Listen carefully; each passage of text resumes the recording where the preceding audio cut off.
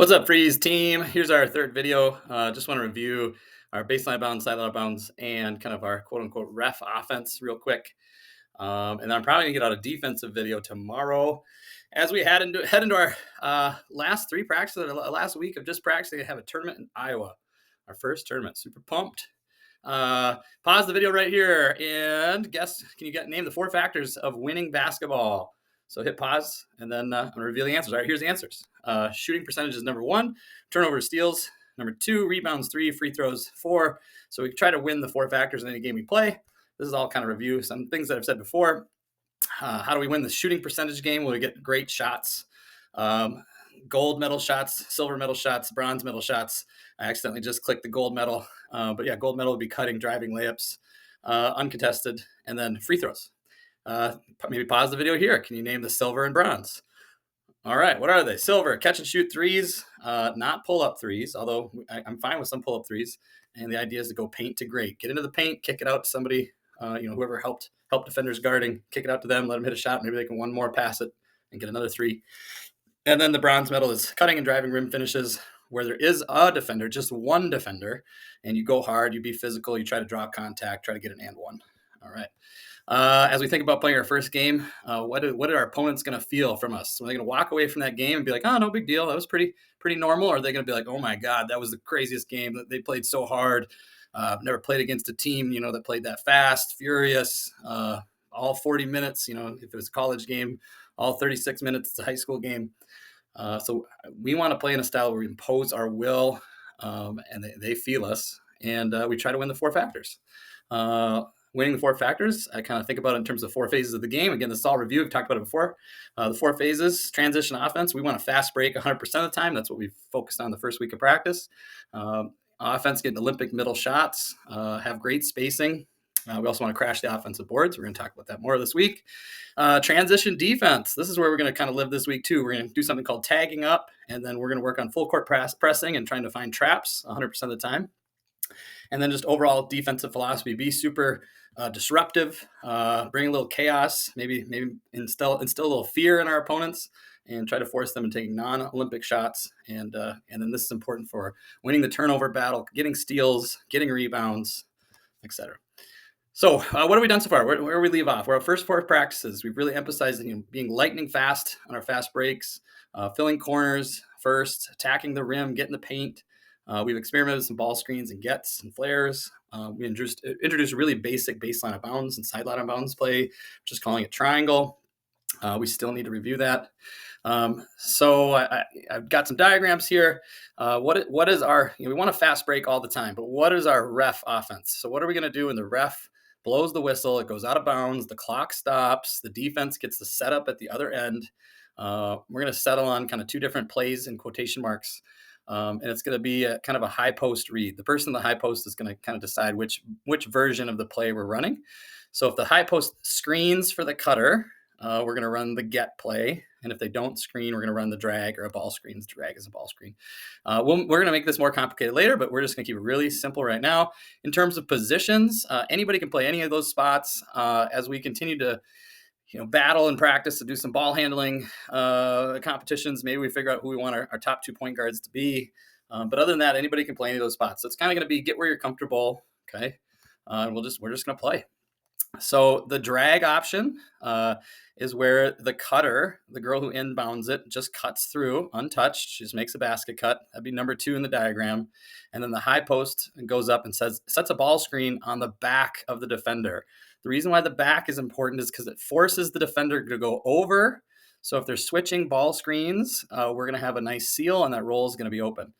After the screener screens, you're going to roll opposite corner. That's number 4 in this picture. You're going to be sprinting up, kind of chasing that ball screen for a pitch back. The ball side corner will be number 3 in the picture. You're just going to hold that corner for a kick out. So if the point guard can get into the paint, help's going to come, kick out, quick 3. So that's kind of our drag option. The other one, here's a video example. Sorry. I found a men's example. This is pretty close to what I'm talking about. The only difference here is the inbounder ends up being the same ball side corner. This player, you can barely see. They're going to make that cut. Okay. So they're ahead. They're making the cut. They've cleared out the right side for the ball handler. You can see the high post. They're going to set a back screen the point guard didn't do a great job of waiting for it. Okay, but here's kind of what we want. We want the ball going hard downhill, big help coming off the corner. Okay, if he doesn't help, we're getting to the rim. If he does help like this, we've got an easy kick out three. Okay, and we'll take that shot every time. I'll share these slides so you can watch it on your own later. Now the other action is the get action. So on this in this option, the post sets a back screen for the cutter, okay, and then flashes for a pass, and then it's a give and go. Post can give it to the point guard, cutting off them, or they can fake it and try to drive. Again, we want number 4 to be sprinting up. Okay, if they help down, that's going to be an easy kick out three. Again, we want person number 3 just holding the corner. I've got a couple of different examples. I'm just going to show you one from last year. I'll share slides so you can click on these links. Let's see if it loads. Here we go. Sorry, I should have had it loaded ahead of time. Hopefully you're watching this on 2x speed. So here's the get play I'm talking about. Okay, we've got a screen. Now when we run it, the post should already be in the high post, not coming down the middle because it's from a stoppage. But here you can see Amelia runs through. Okay, we've got the pass to the high post, and she's wide open to receive that ball. So here our post player doesn't make a good read. You shouldn't give her the ball. We should give the ball here. And if this is a three-point shooter, you can actually space for the three here. You don't have to cut to the basket. Always read the defense, okay? Instead, she decides to keep it and draws a defender. And this would be another great situation. So I talked about that corner girl lifting. Here it's Ellie. We want you to lift up because if Ellie was already right here, that's a great inside-out three, okay? And you can watch those clips more later. I'll share the files, okay? All right. So one big idea here is, I mentioned reading the defense. Defense gets you answers. If you draw 2, it's not for you. All right. Here's Kobe Bryant trying to score against 5 guys. I don't want to see people trying to score against 2 guys, two gals. Here's an example where we ran a get last year. Hopefully it loads faster than the other one. We talked about shot selection. We played that Gino Ariama clip about how important shot selection is for team chemistry. Okay, so here's the same thing, same get action. Okay, into the high post. Here we want the point guard sprinting off that.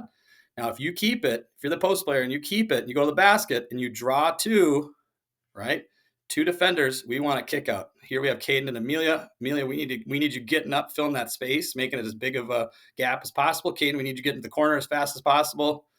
Okay, this is 2 players guarded by 1. Anytime we see one person guarding 2, we need to get the ball there. We want to attack those 2-on-1s. Okay, we don't want to just throw things up against 2 defenders. All right, that's not a metal shot. That's a great opportunity to get a good shot though. Something I haven't mentioned a whole lot. I've been waiting for the right time. Is probably right now to say this. The whole point of offense is dominoes. You see the dominoes falling in the diagram. The idea is we get a small advantage. We start attacking the paint, or we set a good screen, or we make a good cut, and it forces the defense to collapse. And then that might be a small advantage that we can kick out to a big advantage, like a wide open shot or a closeout that we attack.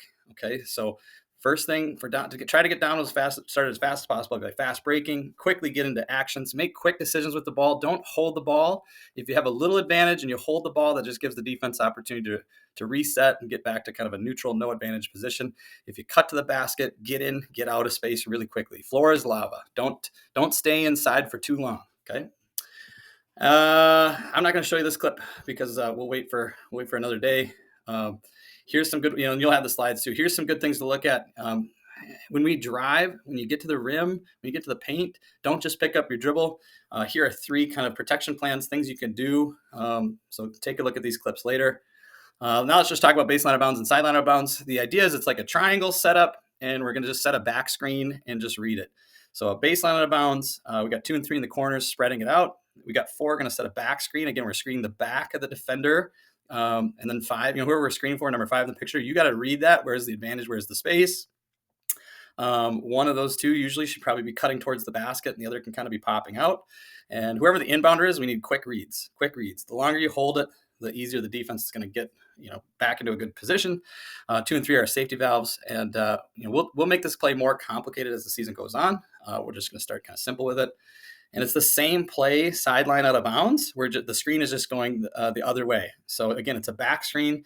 So 5 is close to the basket. 4 is, defenders get the back to the basket. Where 5 is screening for 4.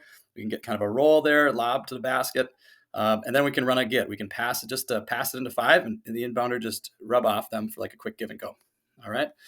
So that's the end. Feel free to review that. Pause it. I'll send the slides so you can click on some of those other links.